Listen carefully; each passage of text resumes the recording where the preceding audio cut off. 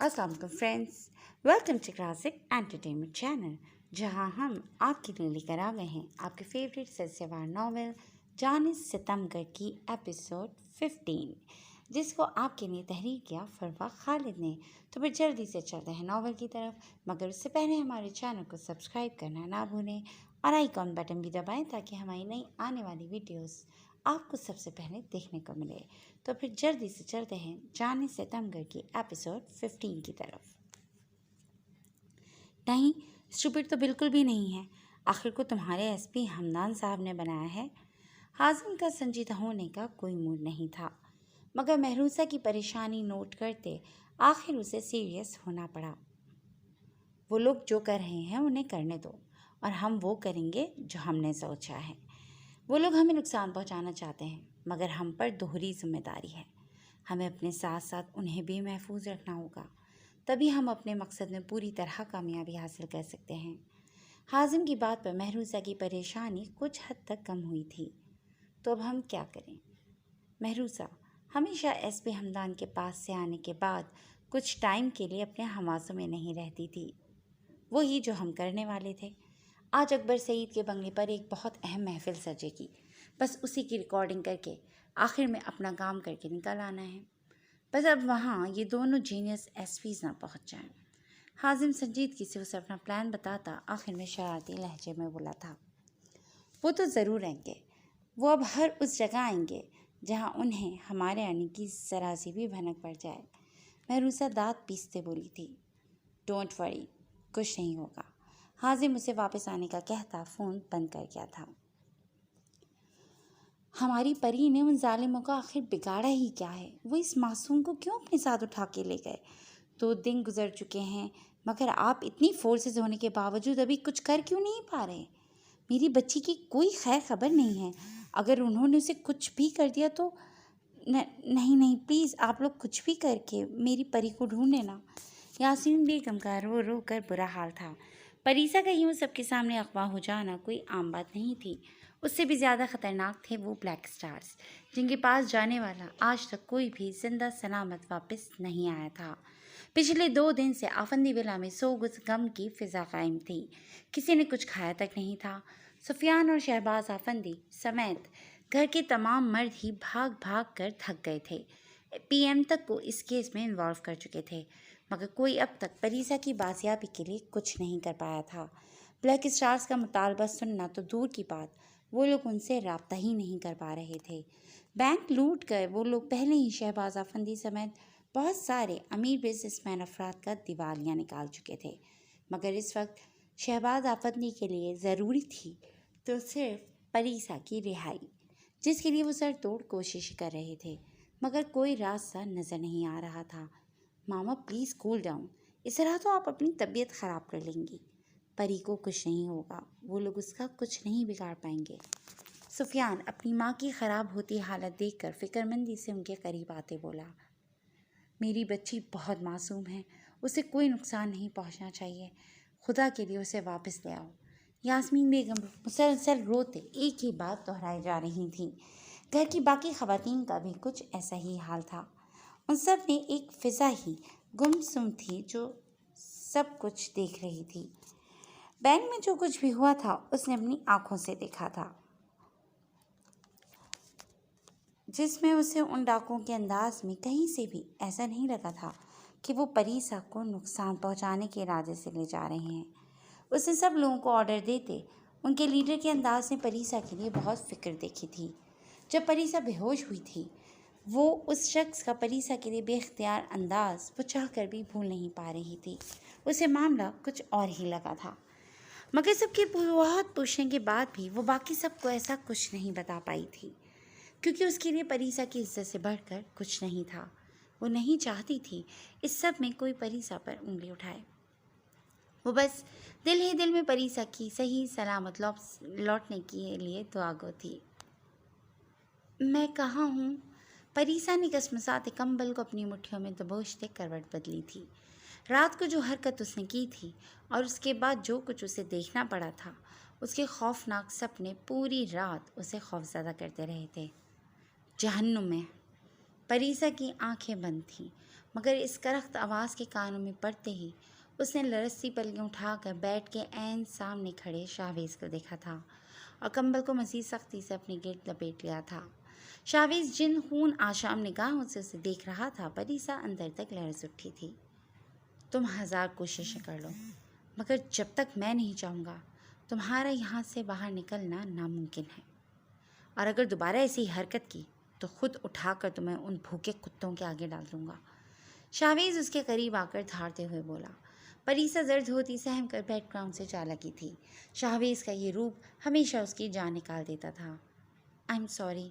شاہویز کو باہر جاتا دیکھ کر پریسا کے لب ہولے سے ہلے تھے، جو سنتے شاہویز جھٹکے سے پلٹا تھا۔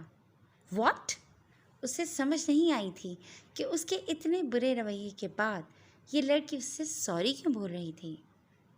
مجھ سے جو بھی غلطی سرزد ہوئی ہے، پلیز مجھے معاف کر دیں، مگر مجھے یہاں سے جانے دیں پلیز، میرا یہاں دم گھٹ جائے گا۔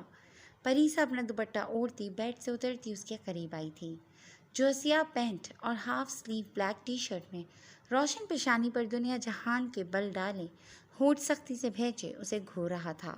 اس نے اپنے دونوں ہاتھ پینٹ کی پاکٹ میں ڈال رکھے تھے، جس کی وجہ سے اس کے کثرتی کندھے اور بازو مزید نمایاں ہو رہے تھے۔ اسے ایک نظر دیکھ کر ہی پریسا جلدی سے نگاہیں موڑ گئی تھی، چاہے یہ شخص اسے کس قدر زہر ہی کیوں نہ لگتا ہو، مگر وہ یہ دعوے کے ساتھ کہہ سکتی تھی کہ وجاہت اور خوبصورتی میں اس شخص کا کوئی ثانی نہیں تھا۔ تو تم یہاں سے رہائی چاہتی ہو؟ شاہویز اس کے قریب آنے پر چند قدم مزید آگے بڑھا تھا، درمیانی فاصلہ عبور کرتے اس کے قریب آیا تھا۔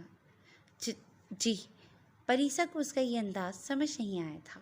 اس کے قریب آنے پر وہ گھبرا کر پیچھے ہٹی تھی۔ یہ صرف ایک ہی صورت میں ممکن ہے۔ شاہویز اس کے دور ہٹنے پر مزید قریب آیا تھا۔ وہ پچھلے 2 دن سے اسی گلابی جوڑے میں مربوط تھی۔ مہروسہ نے اسے ڈریس دیا تھا، مگر اس نے یہی کہہ کر اسے وہ ڈریس واپس کر دیا تھا کہ وہ سیاہ رنگ نہیں پہنتی، اسے یہ رنگ بہت برا لگتا ہے۔ کس صورت میں؟ پریسا پیچھے ہوتے ہوتے دیوار سے جا لگی تھی۔ اس نے گھبرا کر شاہویز کی جانب دیکھا تھا، جب دیوار پر اپنی مضبوط ہتھیلی جماتے اسی کی جانب قدرے جھکا تھا۔ اس گھر میں رہ کر میرے لیے کام کرنا ہوگا، سفیان اور شہباز افندی کے خلاف۔ جو کام میں کہوں گا وہ کرنا ہوگا۔ شاہویز اس کی گول گول دل فریب آنکھوں میں آنکھیں گاڑتے بولتا اسے کچھ لمحوں کے لیے سن کر گیا تھا۔ نہیں، میں ایسا کچھ نہیں کر سکتی، میں بابا کے خلاف کبھی کچھ نہیں کروں گی، اور سفیان، محبت ہے وہ میری، ان کے خلاف جانے کا تو سوال ہی پیدا نہیں ہوتا۔ پریسا اسے خود سے دور دھکیلتی غصے سے بولی تھی۔ یہ شخص سوچ بھی کیسے سکتا تھا کہ وہ اس کے گھناؤنے کام میں اس کا ساتھ دے گی؟ اس کے آخری الفاظ پر شاہویز اسے لال خون ٹپکاتی نگاہوں سے دیکھتا بنا کچھ بولے جانے کے لیے پلٹا تھا۔ کون ہو تم اور کیا چاہتے ہو؟ پریسا اسے باہر جاتا دیکھ کر اس کے راستے میں آتے ایڑیوں کے بل اونچا ہوتی اس کا گریبان دونوں مٹھیوں میں دبوچتی ہوئی چلائی تھی، جبکہ اس کی اپنے ایک سامنے اتنی دیدہ دلیری پر شاہویز سکندر کو بھی آگ لگ گئی تھی۔ وہ ایک نظر اپنے گریبان پر ڈالتا ہاتھ بڑھا کر پریسا کے بال گدی سے اپنی مٹھی میں دبوچ گیا تھا۔ پریسا کو اس سے ایسے کسی وحشیانہ عمل کی توقع نہیں تھی۔ وہ بالوں میں ہوتے درد سے بلبلاتی اس کا گریبان چھوڑ چکی تھی۔ پوری دنیا جانتی ہے میں کون ہوں، بلیک بیسٹ ہوں میں، جان پہلے نکالتا ہوں، وجہ بعد میں بتاتا ہوں۔ میرا مجرم کبھی مجھ سے بچ کر نہیں پایا۔ سفیان افندی اور شہباز افندی کی بربادی چاہتا ہوں میں۔ اگر میں چاہتا تو اب تک انہیں ان کے انجام تک پہنچا چکا ہوتا، مگر میں تمہارے ہاتھوں ان کی بربادی چاہتا ہوں، جو کہ میں کر کے رہوں گا۔ شاہویز کی گرفت اتنی سخت تھی کہ پریسا کی آنکھوں سے آنسو بہہ نکلے تھے۔ دوبارہ میرے سامنے اپنے الفاظ کا چناؤ اور اپنے ہاتھوں کا استعمال کرنے سے پہلے 1000 بار سوچنا، ورنہ اگلی بار کی سزا تم برداشت نہیں کر پاؤ گی۔ شاہویز اس کا چہرہ اپنے قریب لاتا اس کی بھیگی آنکھوں میں جھانکتا وارننگ دیتے ہوئے بولا تھا۔ قریب ہونے کی وجہ سے وہ بآسانی سے محسوس کر سکتا تھا کہ یہ لڑکی اس کے خوف سے کس قدر لرز رہی تھی۔ چند لمحے اس کے بھیگے خوشنما چہرے کو ایسے ہی گھورتا وہ اس کے بال آزاد کرتا روم سے نکل گیا تھا۔ پریسا وہیں زمین پر بیٹھتی چلی گئی تھی۔ اس کا خوف کے مارے برا حال تھا۔ اس شخص کے حوالے سے اس کا خوف مزید کئی گنا بڑھ گیا تھا۔ اس کی نفرت ٹپکاتی آنکھیں وہ چاہ کر بھی بھول نہیں پا رہی تھی۔ آخر یہ شخص اس کے خاندان والوں سے اتنی نفرت کیوں کرتا تھا، اور اس نفرت میں ہتھیار کی طرح اسے کیوں استعمال کرنا چاہتا تھا؟ ونڈا موالی کہیں کا، اللہ کرے مر جائے، جہاں جا رہا ہے وہاں سے کبھی واپس نہ آئے۔ پریسا اپنے دکھتے بالوں کو سہلاتی روتے ہوئے بولی، آج تک کبھی کوئی اس پر زور سے چلایا تک نہیں تھا، ایسے درد پہنچانا تو بہت دور کی بات تھی۔ اکبر سعید کے بنگلے پر سیکیورٹی کے پورے انتظامات کر دیے گئے تھے۔ بنگلے کی عمارت کے اندر قابل اعتبار لوگوں کے سوا کسی کو بھی جانے کی اجازت نہیں تھی، یہاں تک کہ پولیس والوں کو بھی نہیں۔ بلیک اسٹارز نے جو تباہی مچا رکھی تھی، ایسے ہلکے ضمیر کے سیاستدان اپنے آدمیوں سے بھی خوفزدہ ہو چکے تھے، انہیں کسی پر بھی اعتبار نہیں تھا۔ حکومت سے کیے جانے والے ان کے مطالبے پر ان کی سیکیورٹی مزید بڑھا دی گئی تھی۔ ایس پی ہمدان اور ایس پی ہبا نے خود آگے بڑھ کر ان کی سیکیورٹی کی ذمہ داری لینے کی حامی بھری تھی۔ وہ لوگ آج کسی بھی قیمت پر بلیک اسٹارز کی کوششوں کو ناکام بنا کر انہیں گرفتار کرنے کے ارادے سے وہاں آئے تھے۔ ایس پی ہمدان، میں نے سب کچھ چیک کر لیا ہے، عمارت کے اندر کوئی بھی مشکوک شخص موجود نہیں ہے، سب لوگ اکبر سعید صاحب کے خاص آدمی ہیں۔ ہبا ابھی مزید بول ہی رہی تھی جب اس کا موبائل زور و شور سے بج اٹھا تھا۔ ایس پی صاحبہ، آپ سب کچھ چیک کر چکی ہیں، مگر اس بنگلے کا بیسمنٹ تو چیک ہی نہیں کر پائیں۔ دوسری جانب سے حازم کی گونجتی شوق آواز پر ہبا جھٹکے سے پلٹی تھی۔ جو بات اس نے ابھی کہی تھی، اس کا جواب یہ شخص بھلا کہاں سے دے پا رہا تھا؟ اسے اپنے آس پاس ہمدان کے سوا کوئی بھی دکھائی نہیں دیا تھا۔ کیا بکواس کر رہے ہو تم؟ ہبا دبی دبی آواز میں چلاتی ایک سائڈ پر ہوئی تھی، کیونکہ اسے سیڑھیوں سے اکبر سعید اپنے آدمیوں کے ساتھ نیچے آتے دکھائی دیے تھے۔ بکواس نہیں، حقیقت ہے، تمہارے اس ایماندار سیاسی لیڈر نے بیسمنٹ میں 200 کے قریب افراد کو قید کر رکھا ہے، جنہیں وہ آج اوپر چلتی محفل کے دوران نچلی راستے سے افغانستان اسمگل کرنے والا ہے۔ حازم نے نہایت تحمل سے اس کے سر پر بم پھوڑا تھا۔ ایسا کچھ نہیں ہے، تم بکواس کر رہے ہو۔ ہبا کا بس نہیں چل رہا تھا، فون میں سے ہاتھ ڈال کر اس شخص کی گردن دبوچ لے۔ میں جانتا ہوں تم میری بات پر کبھی یقین نہیں کرو گی، مگر ایک چھوٹی سی بات تو مان ہی سکتی ہو۔ خود سوچو، اگر میں سچا ہوا تو 200 لوگوں کی گنہگار ہوگی تم۔ ابھی جاؤ اپنے اس ایماندار لیڈر کے پاس اور فون پر بات کرتے صرف اس بنگلے کے بیسمنٹ کے کھلے ہونے اور اپنے پولیس والوں کو بھیجنے کی بات کرو۔ اگر بیسمنٹ میں کچھ نہ ہوا تو اکبر سعید کا ری ایکشن نارمل ہوگا، اور اگر جو میں کہہ رہا ہوں وہ سچ ہوا تو ری ایکشن نارمل کسی صورت نہیں ہو سکتا۔ حازم کی بات سنتے ہبا نہ چاہتے ہوئے بھی صرف ان لوگوں کی خاطر آگے بڑھی تھی اور اکبر سعید سے کچھ فاصلے پر کھڑے ہوتے حازم کے کہے الفاظ دہرائے تھے، جسے سنتے ہی اکبر سعید ایسے اچھلا تھا جیسے اس کو کرنٹ چھو گیا ہو۔ کیا کہہ رہی ہو ایس پی؟ میری اجازت کے بغیر بیسمنٹ کیسے کھلوا سکتی ہو؟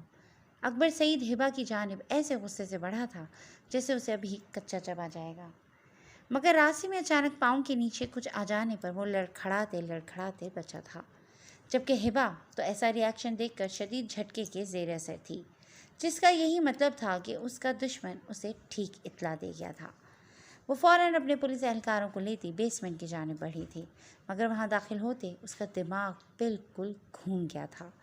بیسمنٹ تو بالکل خالی پڑا تھا، بالکل صاف و شفاف، جس کا یہی مطلب تھا کہ اس نے اپنے دشمن کی بات پر یقین کر کے بہت بڑی غلطی کی تھی۔ ہمدان اسے اکبر سعید کے آس پاس رہنے کا کہتا خود باہر کی سیکیورٹی چیک کرنے گیا تھا، اور وہ بیوقوف بن کر یہاں نیچے آ گئی تھی۔ ہبا کو خطرے کی بو محسوس ہوئی تھی، وہ فوراً اوپر بھاگی تھی۔ M&A صاحب کہاں ہیں؟ ہبا سیڑھیوں کے قریب کھڑے ملازمین کے قریب پہنچتی چلا کر بولی۔ کچھ دیر میں محفل شروع ہو جانی ہے، مہمان آنا شروع ہو چکے ہیں، وہ چینج کرنے اپنے کمرے میں گئے ہیں۔ ملازمین کے بتانے پر ہبا شدید پریشانی کے عالم میں اوپر روم کی جانب بھاگی تھی۔ وہ روم میں نہ جا کر اس دن والی غلطی نہیں دہرانا چاہتی تھی۔ دروازہ ہلکا سا نوک کر کے وہ اندر داخل ہوئی تھی، اور جہاں اکبر سعید کو صحیح سلامت کھڑا دیکھ کر اس نے سکھ کا سانس لیا تھا۔ ایس پی صاحبہ اب روم میں آ ہی گئی ہیں تو ہماری تیاری میں ہی مدد کروا دیں۔ وہ واپس پلٹنے ہی والی تھی جب اکبر سعید کے ادا کیے جانے والے یہ الفاظ اس کے قدم روک گئے تھے۔ سر میں؟ اس نے سوالیہ نگاہوں سے اس سفید داڑھی مونچھوں والے ادھیڑ عمر کے شخص کو گھورا تھا جو اس وقت اس کی جانب پیٹ کیے کھڑا تھا، جس کی وہ بہت زیادہ عزت کرتی تھی۔ جی آپ وہ شال اور گھڑی پکڑا دیں مجھے، میں جھک نہیں سکتا۔ ہبا جو پہلی بات سن کر کافی غصے میں آ چکی تھی، ان کی اگلی بات پر نارمل ہوتی ٹیبل پر رکھی انتہائی قیمتی گھڑی اور شال اٹھائے ان کی جانب بڑھی تھی، مگر جیسے ہی دونوں چیزیں اس نے آگے بڑھائیں، مقابل چیزیں لینے کی بجائے اس کی کلائی دبوچ چکا تھا۔ سر یہ کیا کر رہے ہیں آپ؟ ہبا نے شدید طیش میں آتے اسے تھپڑ رسید کرنا ہی چاہا تھا، جب اس کی دوسری ہتھیلی بھی اپنی گرفت میں جکڑ کر وہ شخص پلٹتا ہبا کے 14 طبق روشن کر گیا تھا۔ ہائے کاش جو اتنی سعادت مندی سے آپ ہمارا بھی کوئی کام کر دیں۔ اس کی دونوں کلائیاں دبوچ کر اپنے قریب کھینچتے حازم دل ربانہ انداز میں بولتا ہبا کا تن بدن جلا کر خاک کر گیا تھا۔ اکبر سعید کی طرح سفید شلوار قمیض اور سیاہ واسکٹ پہنے پیچھے سے ہبا کو وہ اکبر سعید ہی لگا تھا۔ حازم نے سر پر اسی کی طرح سیاہ ٹوپی پہن رکھی تھی، مگر پلٹتے ہی اس کا سیاہ نقاب زدہ چہرہ سامنے آتے ہی ہبا کو زرزروں کی نظر کر گیا تھا۔ یہ شخص پچھلے چند منٹوں سے اکبر سعید کی آواز میں بولتا اسے بے وقوف بنا رہا تھا۔ اگر یہ شخص یہاں تھا تو اکبر سعید کہاں گیا تھا؟ اس کا مطلب وہ اس شخص سے ایک بار پھر ہار چکی تھی۔ ہمدان باہر کی سیکیورٹی چیک کر کے واپس اندر آیا تھا، جہاں اسے ہبا کہیں نظر نہیں آ رہی تھی۔ وہ متلاشی نگاہوں سے چاروں جانب دیکھتا آگے بڑھا ہی تھا جب اسے دائیں جانب سے ہیلز کی ٹک ٹک کی آواز سنائی دی تھی۔ بے اختیار وہ اس طرف پلٹا تھا جہاں سے اسے سیاہ ساڑی میں ایک درمیانی عمر کی عورت آتی دکھائی دی تھی۔ اس نے چہرے پر لباس کے ڈیزائن کا ماسک لگا رکھا تھا، میک اپ سے سجی آنکھوں پر نظر کی گلاسز لگا رکھی تھیں۔ اس کی جھریوں زدہ پیشانی اور جوڑے میں جکڑے سفیدی لیے بالوں سے ہمدان اس کی عمر کا اندازہ لگا پایا تھا۔ اسے اپنی جانب آتا دیکھ کر ہمدان وہیں رک گیا تھا۔ جی فرینڈز، آج کے لیے بس اتنا ہی، مگر کہانی ابھی باقی ہے، تو انتظار کیجیے نئی ایپیسوڈ کا جو ہم بہت جلد آپ کے لیے لے کر آئیں گے۔ تب تک کے لیے ٹیک کیئر اینڈ اللہ حافظ۔ السلام علیکم۔